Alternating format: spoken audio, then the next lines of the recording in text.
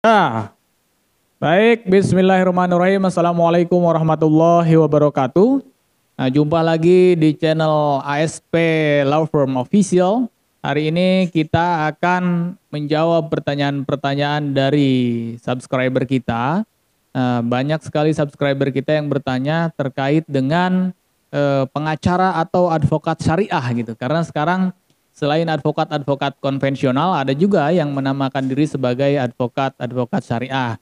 Nah, jadi pertanyaannya adalah seperti apakah peluang dan tantangan advokat syariah di Indonesia? Gitu. Nah, jawabannya kira-kira seperti ini. Nah, terkait dengan peluang dan tantangan advokat syariah di Indonesia, dari sisi peluang memang ini telah membuka banyak sekali peluang di Indonesia terkait dengan advokat syariah. Karena sekarang mulai banyak, kalau dahulu kita syariah itu hanya ngurus terkait dengan perceraian, misalkan kemudian harta gonogini, warisan, misalkan hak asuh anak dan lain-lain. Nah, tapi kemudian saat ini sudah banyak juga hal-hal yang berbau syariah, misalkan terkait perbankan, ada perbankan syariah, kemudian terkait dengan dunia pembiayaan, sekarang ada perjanjian pembiayaan murabahah yang masuk dalam kategori syariah juga.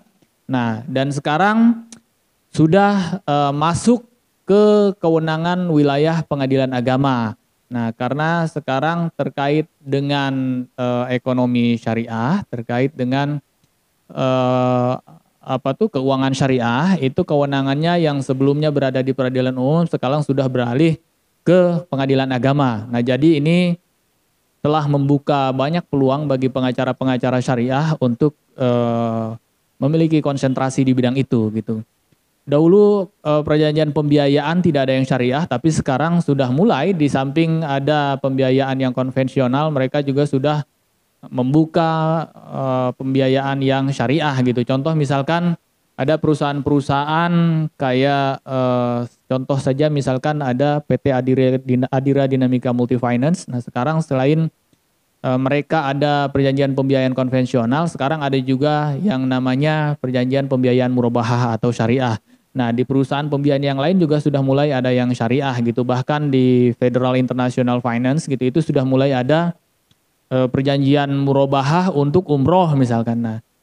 Nah, hal-hal yang seperti ini terkait dengan ekonomi syariah, pembiayaan syariah, nah itu harus sudah mulai menjadi konsentrasi para pengacara, khususnya pengacara syariah, karena nanti perkara-perkara seperti ini pasti harus diselesaikan oleh para pengacara yang memiliki keilmuan di bidang syariah gitu. Jadi ke depan, nah saya kira tidak hanya pengacara yang harus mempelajari terkait dengan keuangan syariah, kemudian pembiayaan syariah, tapi banyak juga saya kira para hakim-hakim, terutama hakim-hakim yang memang konvensional, mereka juga harus belajar syariah. Karena tidak jarang di pengadilan ketika misalkan ada kasus utang piutang atau misalkan kasus pembiayaan atau kasus perbankan yang sebenarnya di perjanjiannya menggunakan perjanjian syariah atau perjanjian murabahah, tapi ketika ada permasalahan hukum malah terjadi gugatan ke pengadilan negeri. Nah, dulu saya pernah bukan mengajukan, berarti saya pernah mendampingi salah satu perusahaan pembiayaan yang digugat oleh konsumennya ke pengadilan negeri. Nah, padahal perjanjian pembiayaannya adalah perjanjian pembiayaan murabahah atau syariah. Nah, tapi pada saat saya mengajukan eksepsi kepada majelis hakim bahwa perkara itu bukan kewenangan pengadilan negeri, melainkan kewenangan pengadilan agama, nah mereka tidak menggubris itu. Nah, artinya banyak juga para hakim yang saya kira perlu belajar lagi terkait dengan ekonomi syariah atau pembiayaan syariah, karena kewenangannya sudah beralih sekarang ke pengadilan agama. Nah, jadi pada saat itu saya eksepsinya ditolak, katanya ini kewenangan pengadilan negeri, tapi alhamdulillah karena saya banyak menampilkan bukti-bukti termasuk akta perjanjian murabahah, kemudian bukti-bukti bahwa itu menggunakan skema pembiayaan syariah. Nah, sehingga kemudian di akhir alhamdulillah saya dimenangkan karena memang khusus terkait dengan ekonomi syariah atau keuangan syariah itu sudah bukan lagi kewenangan pengadilan negeri, melainkan kewenangan pengadilan agama. Nah, itu saya kira terkait dengan tantangannya. Nah, tantangannya memang kita harus banyak memberikan pemahaman kepada masyarakat maupun kepada institusi-institusi pemerintah. Nah, karena memang banyak sekali yang belum paham terkait hal ini. Nah, jadi tantangannya kita harus ekstra memberikan pemahaman kepada masyarakat dan institusi-institusi lainnya. Nah, kalau konvensional mungkin sudah pada paham, tapi tidak jarang yang syariah banyak para ahli sendiri yang sebenarnya belum mengerti gitu. Nah, padahal ini sudah ada aturannya, bahkan dari segi ekonomi syariah juga sudah ada yang namanya kompilasi hukum ekonomi syariah gitu. Kalau dulu hanya ada kompilasi hukum Islam, sekarang sudah ada yang namanya kompilasi hukum ekonomi syariah. Nah, jadi saya kira ini peluang yang sangat besar untuk khususnya bagi para mahasiswa hukum untuk kemudian berfokus kepada keuangan syariah, sengketa keuangan syariah.